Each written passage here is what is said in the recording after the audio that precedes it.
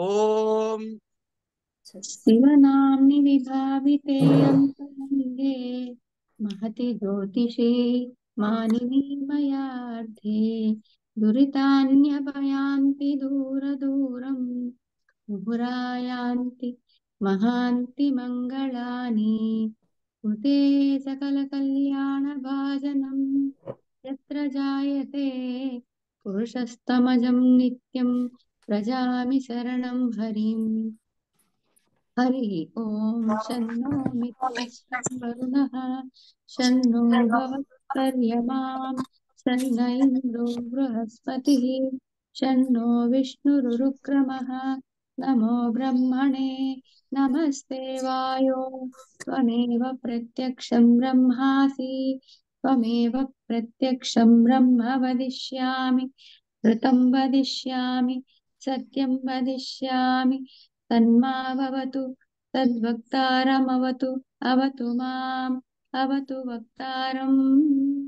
ॐ शान्तिः शान्तिः शान्तिः। सहना भवतु सहनौ भुनक्तु सह वीर्यं करवावहै तेजस्विनावधीतमस्तु मा विद्विषावहै। ॐ शान्तिः शान्तिः शान्तिः।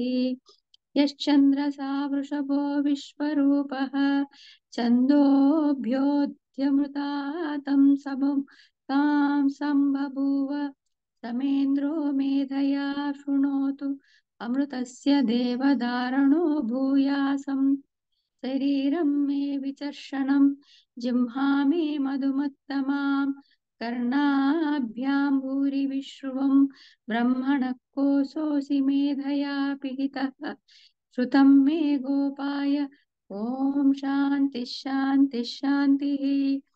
अहं वृक्षस्य रेरिव कीर्तः पृष्ठं गिरेरिव ऊर्ध्वपवित्रो वाजिनीव त्वमृतमस्मि द्रविणं सुवर्चसं सुमेधामृतोक्षितः इति स्त्रिशङ्कोर्वेदानुवचनम्।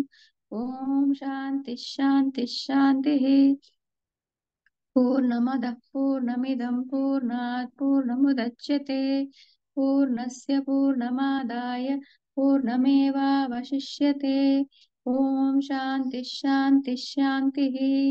आप्यायन्तु ममाङ्गानि वाक्पाणिचक्षुश्रोत्रमदो बलमिन्द्रियाणि च सर्वाणि सर्वौ ब्रह्मोपनिषदं माहं ब्रह्मा निराकुर्याम् मा ब्रह्म निर्माकरो निराकरणमस्त्व निराकरणमेस्तु तदात्मनि निरतेय उपनिषत्सु धर्मस्ते मयि सन्तु ते मयि सन्तु। ॐ शान्तिः शान्तिः शान्तिः।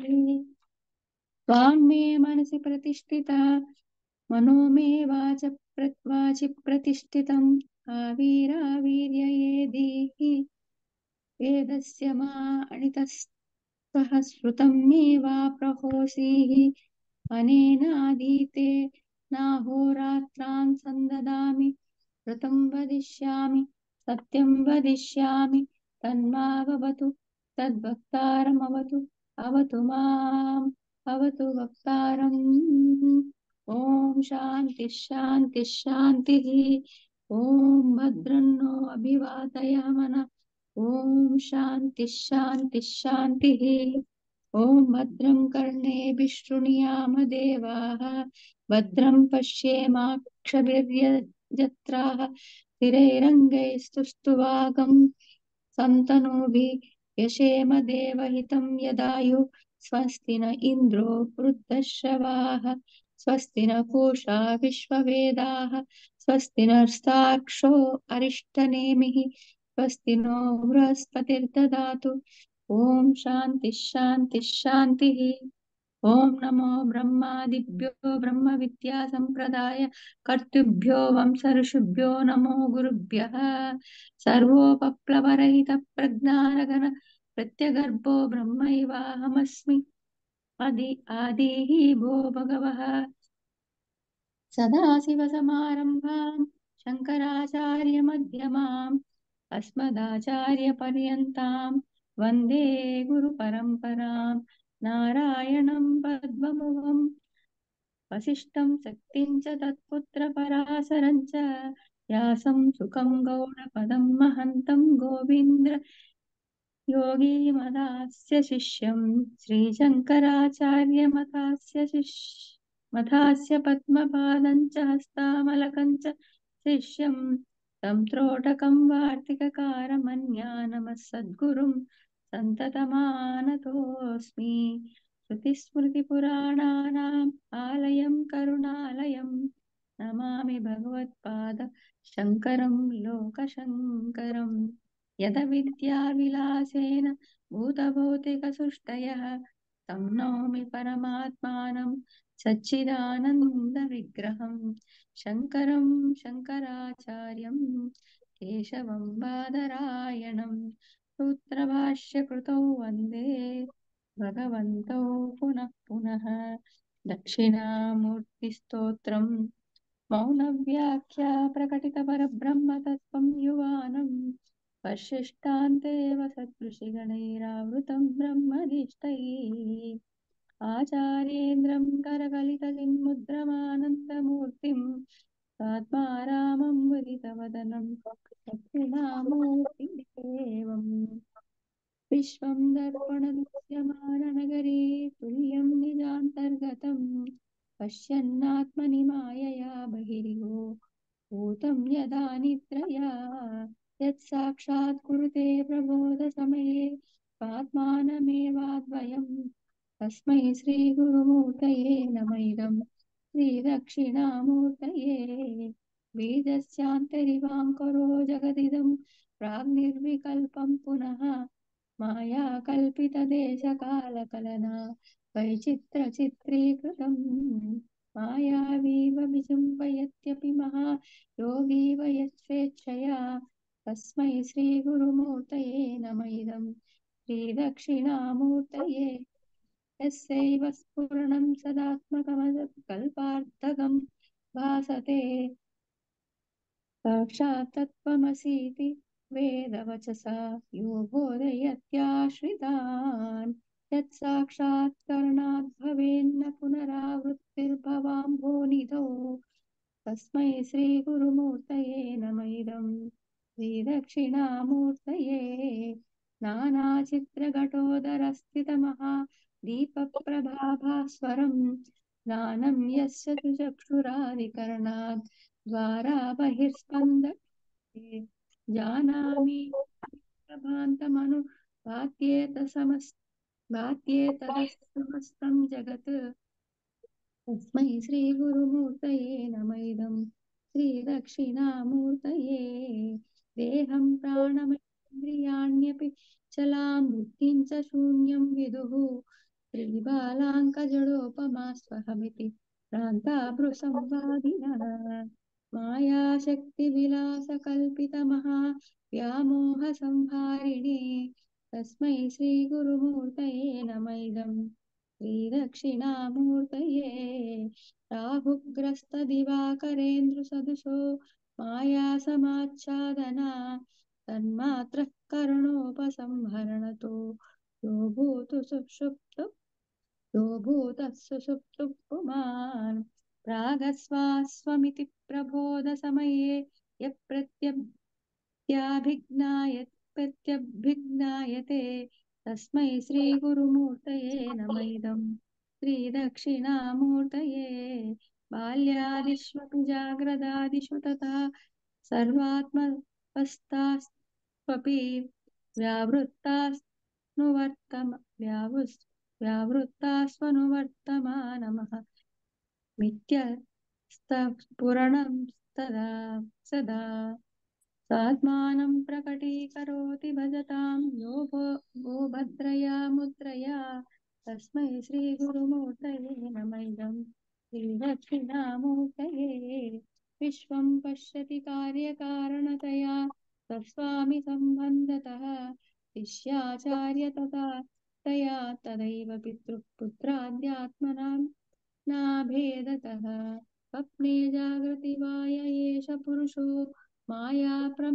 मायापरिभ्रामितः तस्मै श्रीगुरुमूर्तये नमः इदं श्रीदक्षिणामूर्तये भूरम्भा तस्य अनिलो नलोऽम्बरमहर्नादो हिमांशुः पुमान् नित्यागादि चराचरात्मकमिदं यस्यैव मूर्त्यष्टकम् नान्यत् किञ्चन विद्यते विमृशतां यस्मादमुष्मिंस्तवे तस्मै श्रीगुरुमूर्तये नम इदं श्रीदक्षिणामूर्तये यस्मात् सर्वात्मात्ममिति स्फुटीकृतमिदं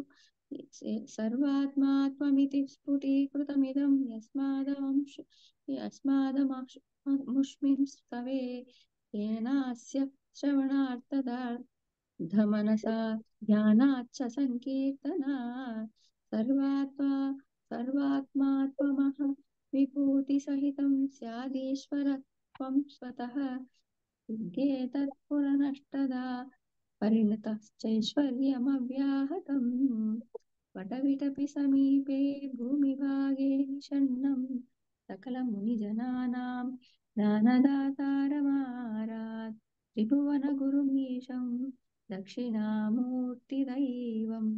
जननमरणदुःखच्छेददक्षं नमामि चित्रं वटतरोर्मूले वृद्धा शिष्या गुरोर्युवा गुरोस्तु मौनं व्याख्यानं शिष्यास्तु छिन्नसंशयाः अङ्गुष्ठतर्जनीयोगमुद्रा व्याजेन देहिनां श्रुत्यर्थं ब्रह्मजीवैक्यं दर्शयन्नोऽवतात् शिवः समं सर्वेषु भूतेषु तिष्ठन्तं परमेश्वरं मन्नाथं परमात्मानं प्रणतोऽस्मि सदा शिवम् प्रणतोऽस्मि सदा शिवम् ప్రణతోస్మి సదాశివం.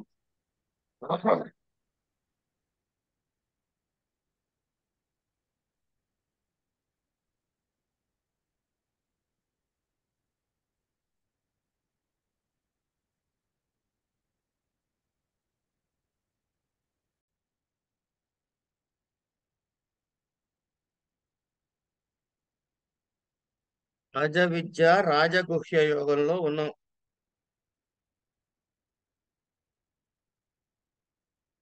ప్రకృతిం స్వామవష్టభ్య విసృజామి పునః పునః భూతగ్రామమివం కృత్స్నం అవశం ప్రకృతేర వశాత్ అనే శ్లోకం చెప్పుకున్న తర్వాత తర్హితే పరమేశ్వరస్య భూతగ్రామం విషమం విదధతః తన్నిమిత్తాభ్యాం ధర్మాధర్మాభ్యాం సంబంధః స్యాత్ ఇతి ఇదమాహ భగవాన్.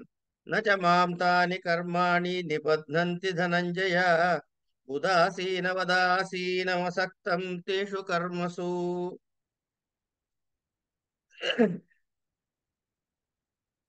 న చ మాం ఈశం తాని భూతగ్రామస్య విషమ విసర్గ నిమిత్తాని కర్మాణి నిబధ్నంతి.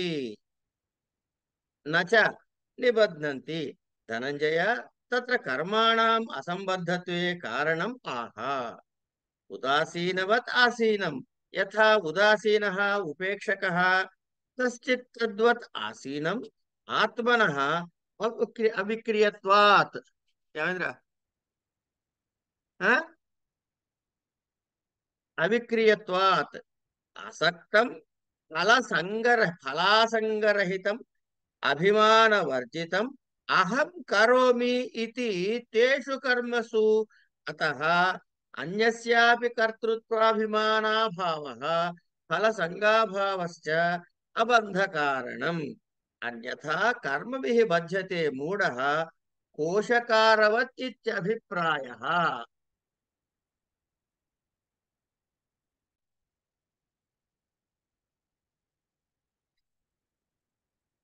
కోశకారవత్ ఇత్యభిప్రాయః. ఇక్కడ ఉన్నామండి. కోశకారవత్ ఇత్యభిప్రాయః.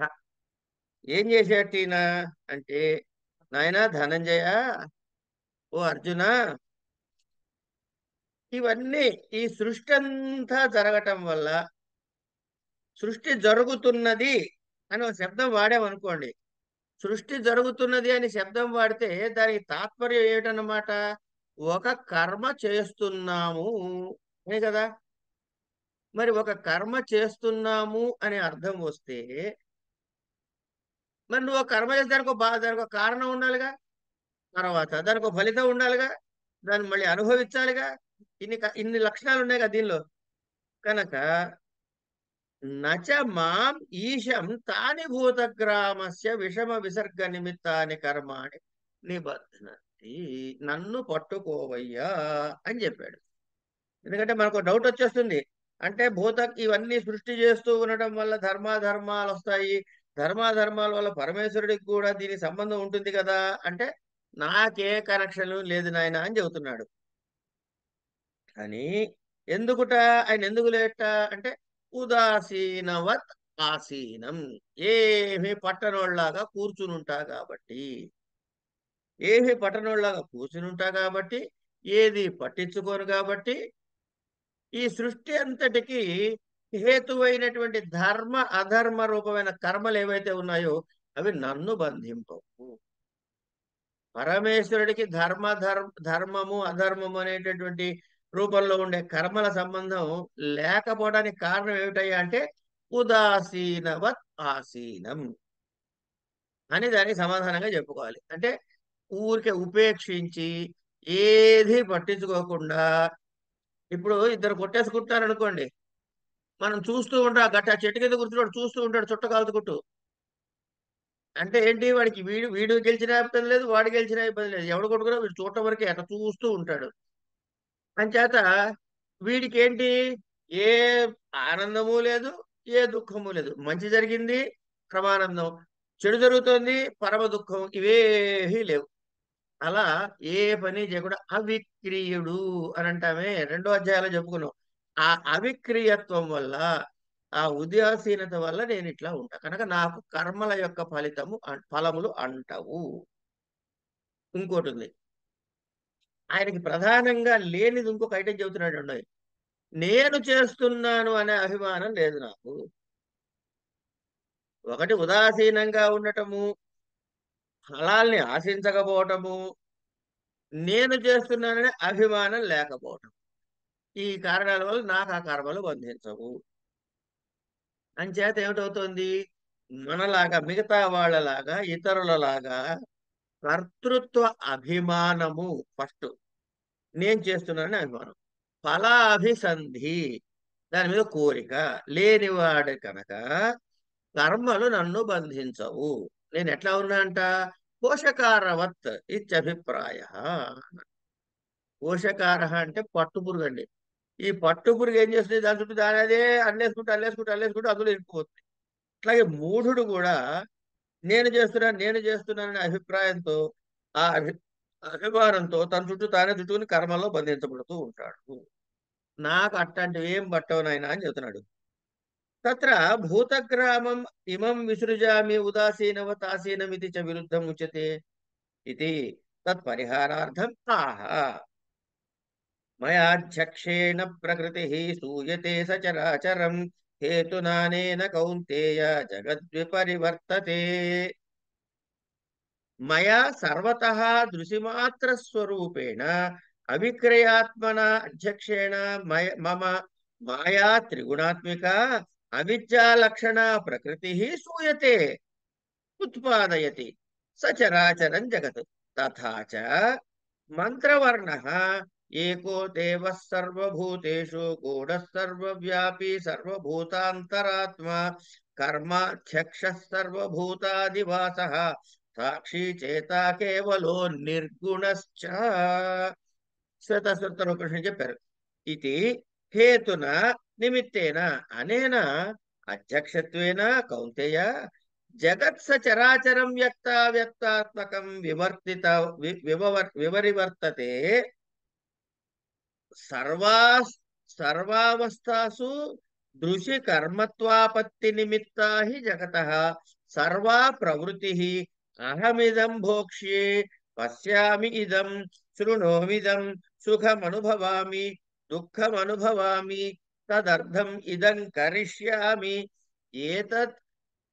ఏతదర్థం ఇదం కరిష్యే ఇదం జ్ఞాస్యామి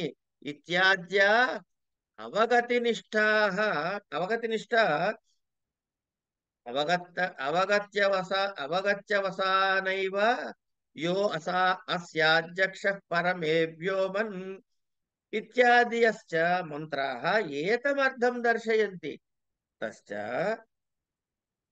తతశ్చ ఏకస్య దేవస్య సర్వాధ్యక్షభూత చైతన్యమాత్రస్య పరమార్థతః సర్వభోగాన్ అభిసంబంధినః అన్యస్య చేతనాంతరస్య అభావే భోక్తుః అన్యస్య అభావాత్ కిం నిమిత్తా ఇయం సృష్టిః ఇతి అత్ర ప్రశ్న ప్రతివచనే అనుపపన్నే ఓ అద్దా వేదక ఇహ ప్రవోచత్ కుత ఆజాతా కుత ఇయం విసృష్టిః ఇత్యాది మంత్రవర్ణేభ్యః దర్శితం చ భగవతా అజ్ఞేనావృతం జ్ఞానం తేన ముక్త్యంతి జంతవః ఇది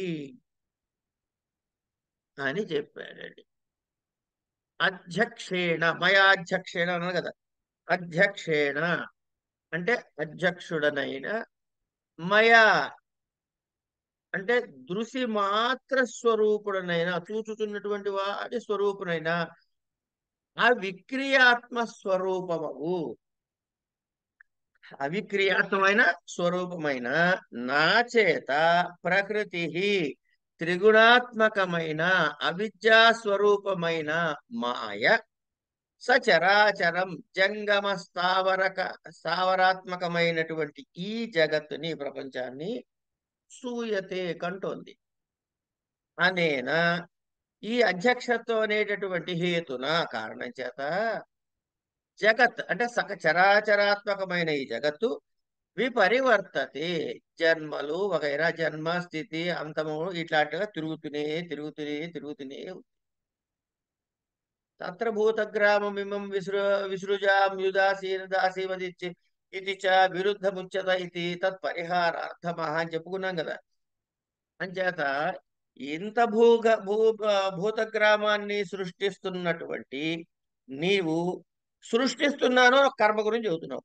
ఉదాసీనవదాసీన ఏమి పట్టనట్టు కూర్చున్నాను అంటున్నావు.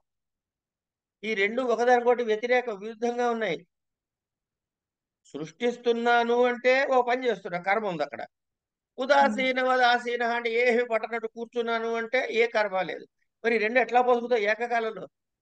అంచేత దాన్ని పరిహరించటానికి చెబుతున్నాడు. ఏమని? మాయా.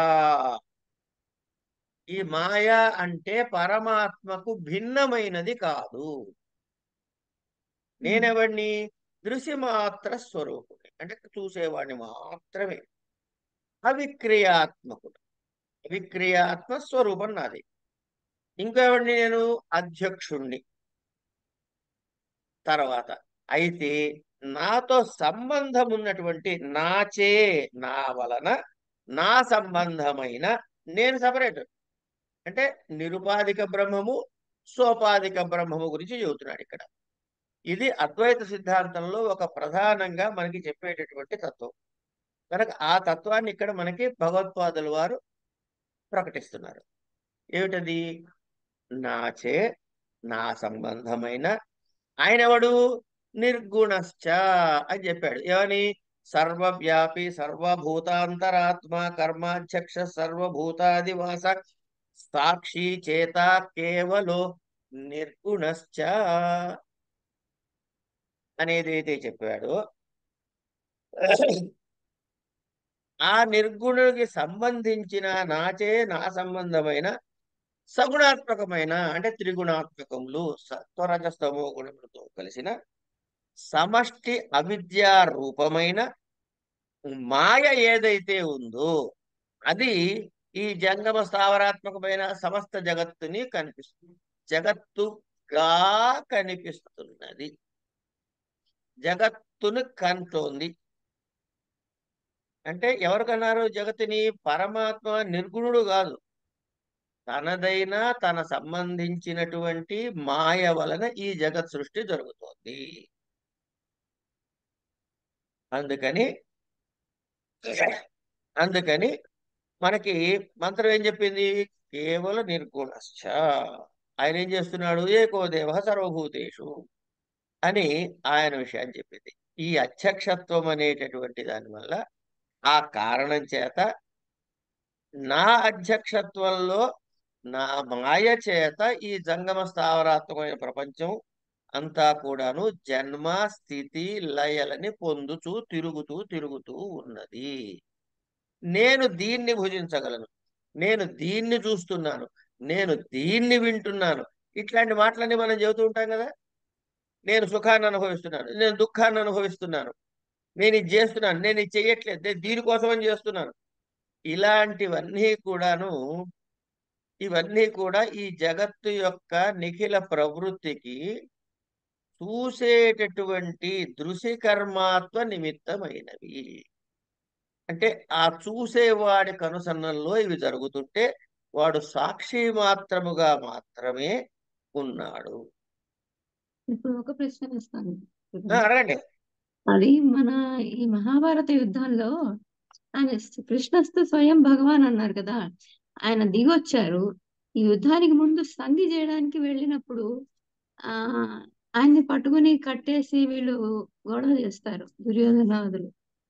అప్పుడు తను తన శక్తిని ప్రదర్శించి, అంటే ఈ tried is level best to stop the war, అది జరగాలని తను ఆ బాధ్యత తీసుకునే వెళ్ళారు కదండి. అంటే ఒక సత్కార్యం చేయాలని, అది ఇలాగా అన్వయించుకోవాలా? నాకు ఒక్కసారి వివరంగా. అసలు అక్కడికి ఇక్కడికి లింక్ ఎట్లా పెట్టారు చెప్పండి ఫస్ట్, తర్వాత ఏం చేయాలో చెప్దాం. నాకు నాకు అలా ఆహా, తోచింది. అమ్మా ఒకటి, ఏ అనుమానము పిచ్చిది కాదు, ఎందుకంటే అది అనుమానం కాబట్టి. ఆ, దాన్ని మనం ఏం చేయాలి తెలుసా?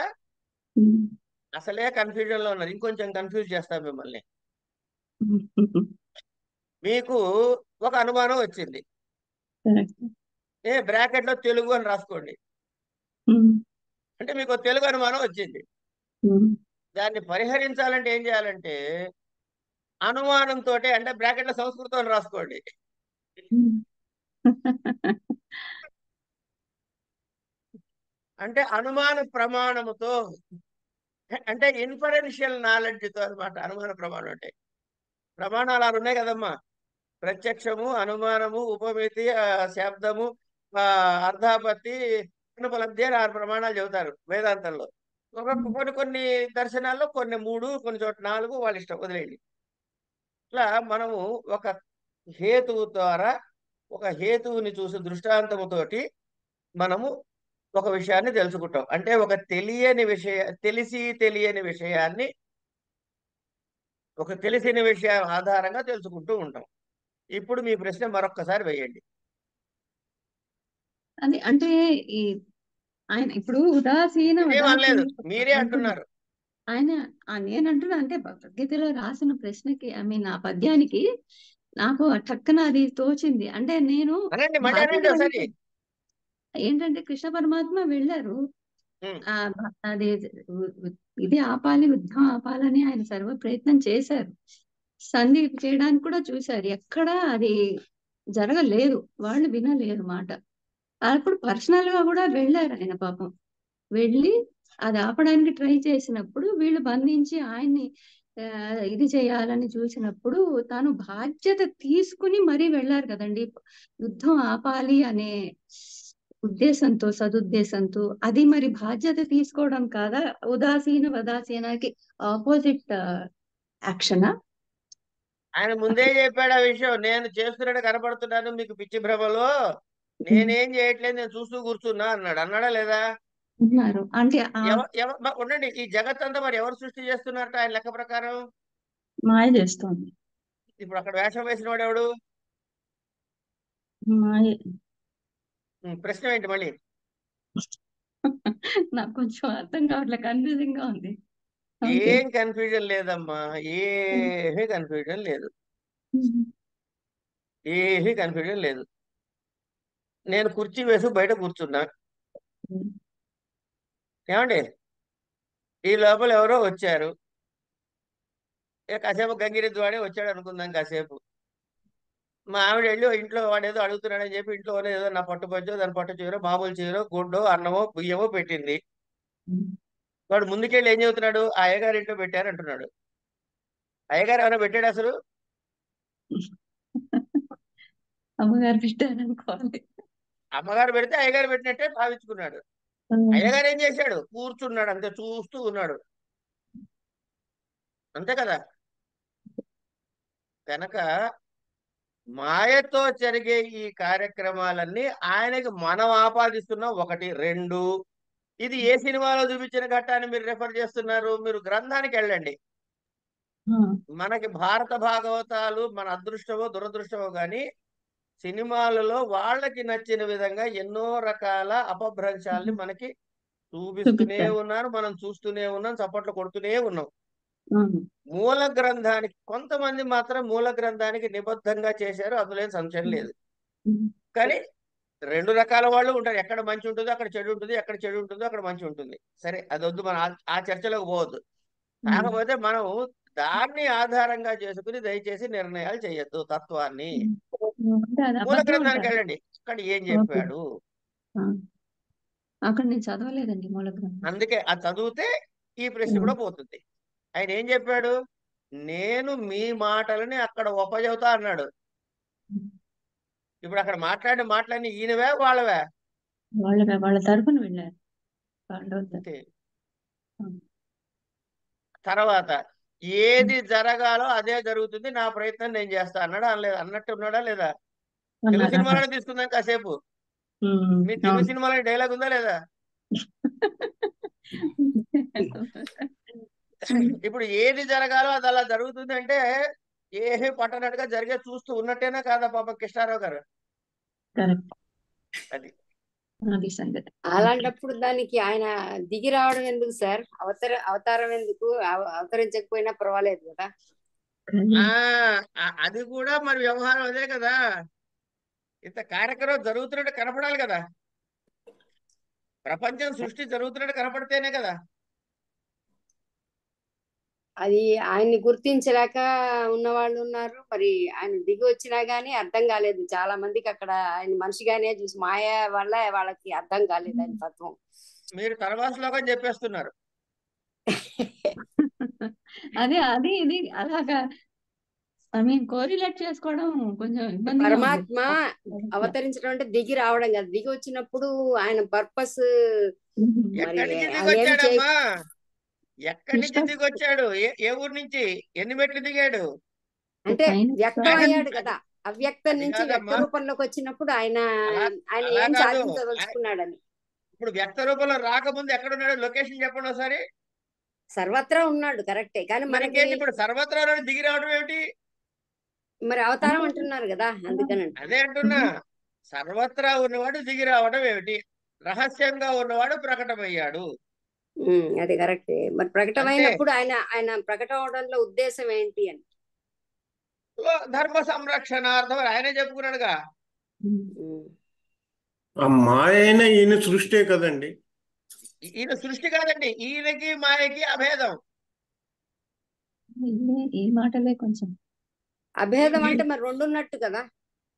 అభేదము రెండు ఉన్నట్టు కాదు. నేను అలా కనపడుతున్నాను, నా మాయయే. నేను వేరు, నా మాయ వేరు కాదు.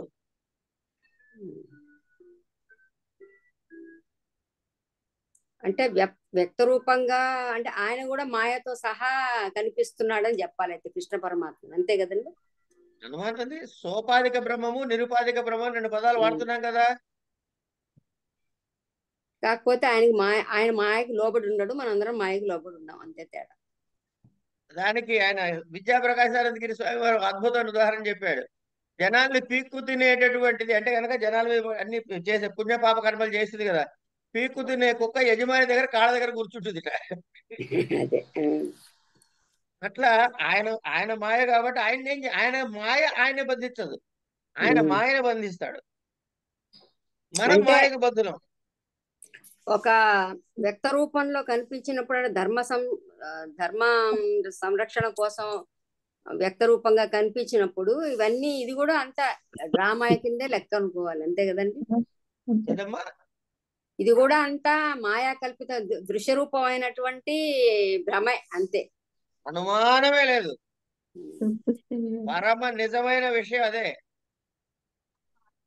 ఇక్కడ ఏం లేదమ్మా, చాలా సింపుల్. మిగతా వాటికి ఈ అద్వైతంలో కొట్టుకోవడానికి వీడు కొట్టుకు రావడానికి కారణం ఏంటంటే హయ్యెస్ట్ ఫిలాసఫీ అనేటటువంటిది అద్వైతం. ఇందులో మీకు ఏ సంశయము ఉండాల్సిన అవసరం లేదు, అసలు సంశయం అక్కర్లే. కానీ అది అర్థం కాకపోతే అంతకు మించిన కన్ఫ్యూజింగ్ ఫ్యాక్టర్ ఇంకోటి ఉండదు. లెక్కలు లాంటిదమ్మా అద్వైతం. ఆ సూత్రం అర్థమైందా, ఎన్ని ఆ ఒక్క తీరముని పడుకుని ఎన్ని ప్రశ్నలైనా ఆన్సర్ చేయగలుగుతారు. తీరం అర్థం కాలేదా, ఒక్క ప్రశ్న కూడా ఆన్సర్ చేయలేము. ఆయన మాయ ఆయనని బంధించదు అనేది నాకు అర్థమైంది, అందులో ప్రాబ్లం లేదు.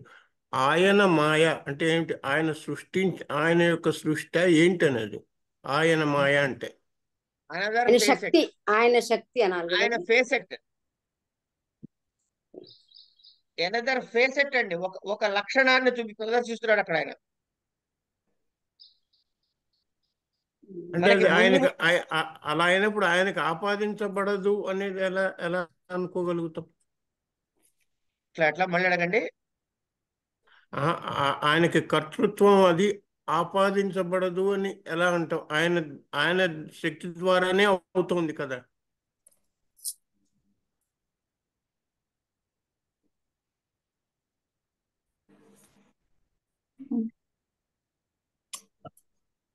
కనుక ఆయన ఏం చేశాడు, పరమాత్మ తాత్వికమైన చింతనలో చూస్తే, అంటే పరమార్థ తత్వంలో చూసినట్లయితే ఎటువంటి భోగ సంబంధము లేనివాడు కనుక, పైగా తాను సర్వ సాక్షిభూత చైతన్యుడు మాత్రమే అవటం వల్ల, సర్వ సాక్షిభూత చైతన్య మాత్రుడు అవటం వల్ల, ఈశ్వరుడు అనేవాడు ఒక్కడే అవటం వల్ల,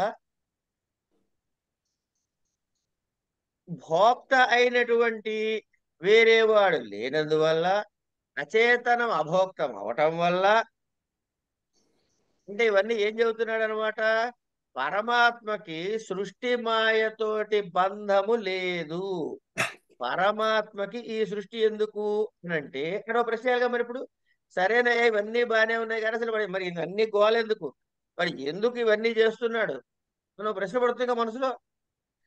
ఇవన్నీ చెప్పే బాగానే ఉంది, వాడికి ఏం పట్టదు, వాడికి అన్ని చేయడు, వాడు అచేతనుడు అభక్తుడు వగైరా వగైరా వగైరా చెప్పి, మరి ఇంతకీ వాడు ఇవన్నీ ఎందుకు చేస్తున్నాడు అంటే, ఆ ప్రశ్నకి అనుపపన్నేకో అద్దా వేదక ఇది ప్రవోచత్కుత ఆ జాత కుత ఈతం విసృష్టి, ఇవన్నీ కూడాను అనవసరం, అనుపపన్నములే. కొట్టవతల మనిషిడు ఒక్క దెబ్బకి. ఇవన్నీ నువ్వు అడగాల్సిన పని లేదు.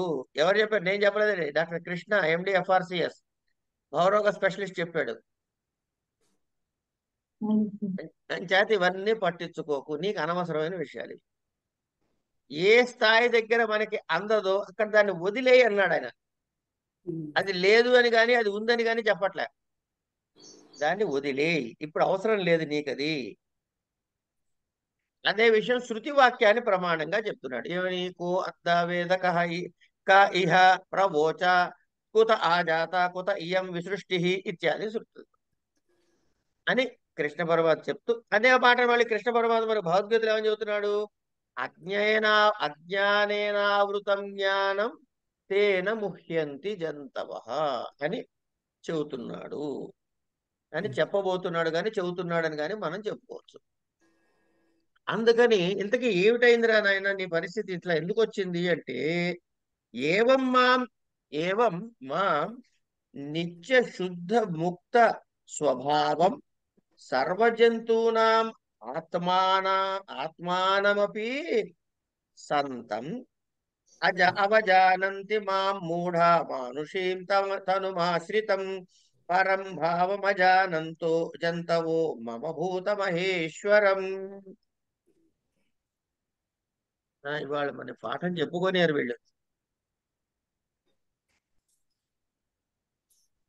అవజానంతి అవజ్ఞాం పరిభవం కుర్వంతి మూఢాః అవివేకినః మానుషీం మనుష్య సంబంధినీం తనుం దేహం ఆశ్రితం మనుష్య దేహేన వ్యవహరంతం ఇత్యేతత్ పరం ప్రకృష్టం భావం పరమాత్మతత్వం ఆకాశకల్పం ఆకాశాదపి అంతరం అంతరతరం ఆకాశాదపి అంతరతరం అజానంతః మమ భూతమహేశ్వరం భూతానాం మహాంతం ఈశ్వరం స్వం ఆత్మానం తతశ్చ తస్య మమ అవజ్ఞాన భావేన ఆహతాః వరాకాః తే అని చెప్పాడండి.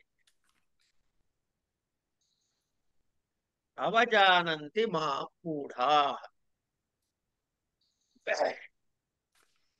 ఏం చెప్పుకున్నాడు అంటే, నువ్వు మరి సర్వాధ్యక్షుడివి, సర్వభూతాధిపతుడివి, అందరిలో ఉన్నావు, నువ్వు నిత్యముక్తుడివి, నీకేది పట్టదు అని ఇవన్నీ చెప్పావు కదా.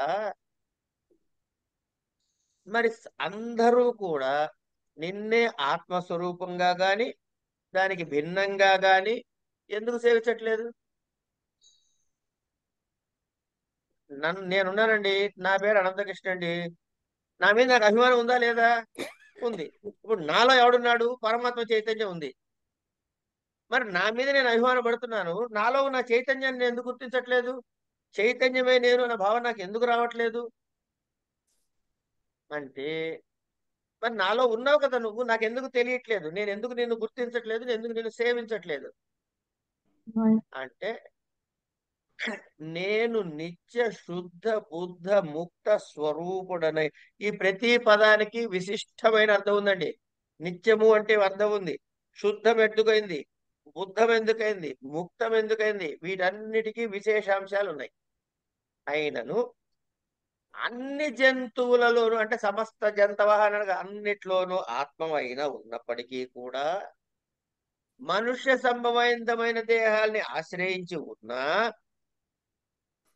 అన్ని భూతాలకి నేను ఈశ్వరత్వం అంటే దాని మీద సాధికారత కలిగి ఉన్నవాడినైనా ఒక ఉత్కృష్టమైన స్థితిలో ఉన్నా ఎట్లా ఉన్నాడు? ఆకాశ సదృశం. అంటే ఆకాశం ఎక్కడ లేదండి, ఇట్లా పెడితే మధ్యలో ఉన్నది ఆకాశం, తీస్తే ఆకాశం సమస్త ఆకాశం, అంతే కదా. ఘటాకాశము, మఠాకాశము, సమస్తాకాశము. ఏం చెప్పాడు ఆయన? ఈశ్వరో గురురాత్మేతి మూర్తి భేద విభాగినే వ్యోమవద్ వ్యాప్త దేహాయ దక్షిణామూర్తయే నమః. కనుక ఆకాశము కంటే లోతైనటువంటి తమ ఆత్మస్వరూపమైన పరతత్వాన్ని ఎందుకు తెలుసుకోలేకపోతున్నారంటే, అవివేకులైన వారు తెలుసుకోలేరు. అవివేకులైన వారు నన్ను గుర్తించట్లేదు అంటే తిరస్కరిస్తున్నారని అర్థం. అందుకనే అలా తిరస్కరించి అంటే వాడు నిజాన్ని తెలుసుకునే ప్రయత్నం చేయటం లేదు కాబట్టి వాడికి ఆ తిరస్కార భావం వలన వాడికి ఇవన్నీ తెలియట్లేదు. అందుకనే వాళ్ళు ప్రతిబంధమైన బద్ధులైన వారు అవుతున్నారు. వారికి ఈ ధర్మాధర్మాలు కర్మాకర్మలు పుణ్యాపుణ్యములు చుట్టుకుంటున్నాయి. ఎందుకంటే నన్ను గుర్తించటం లేదు కాబట్టి అని చెప్పి 11వ శ్లోకం వరకు ఇవాళ అనేక అడ్డంకులతో అలా అలా చెప్పుకుంటూ కొంచెం చెప్పుకున్నట్టు నటించామంతే. మధ్యలో మ్యూట్ లోకి వెళ్ళి అనేక విషయాలు వివరాలు చెప్పుకున్నా పాఠంగా మాత్రం ఇంతవరకే సాగింది. ఇవాళ ఇక్కడ ఆపేసుకుందాం అండి, మళ్ళీ పరుగులు తీయాలి. మిగతావి రేపు చెప్పుకుందాం.